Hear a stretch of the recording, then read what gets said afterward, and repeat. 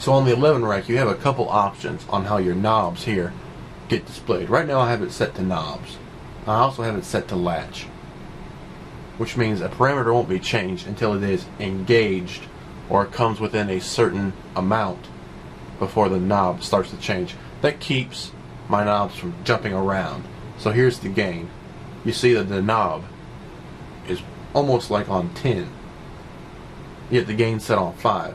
With latch, your knobs aren't going to jump around on you until you get right up to about where they're engaged. So then you can continue making your changes as necessary. Also notice these knobs have a bit of play in them. You can see it was set to about 5, but we have a little bit of play before we get the red notification. So just keep that in mind. So what if we don't want knobs? We can also have this set to value here. So we'll hold edit back for about 2 to 3 seconds. Now we're on the 3rd page here. So if you're on the 1st page, just scroll down to the 3rd page. Knob display / action. We hit select to select this. You see our display is on knob, action is latch, and this blink here refers to the blinking tempo, which we discussed in a previous video. Of course, to turn that off, you just press the SW2 button, and that'll stop your blinking. And you can restart the blinking or stop it. So I'll turn it off. So back to the knobs. Right now it's set on knobs. And I'll change this action to normal. And then we'll hit edit back, and we'll go back to our menu. So now with knobs set to normal, you'll notice this mid control is set to about 5, yet the actual knob is down on about 1. So as soon as I move this, being that it's now set on normal, this mid will jump all the way down,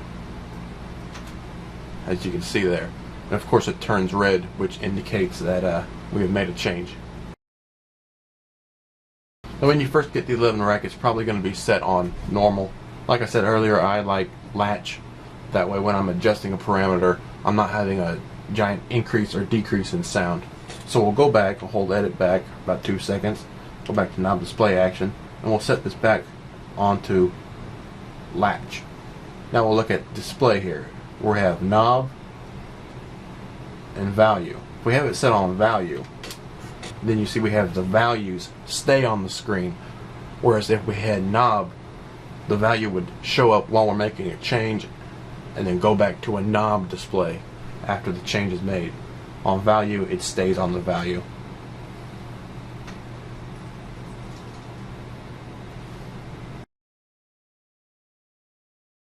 So there are some ways you can customize your 11 rack display screen even further, from values and latch,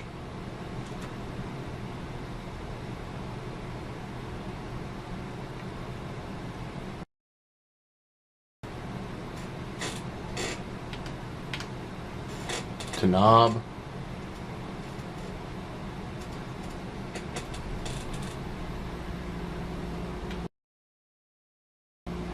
and normal.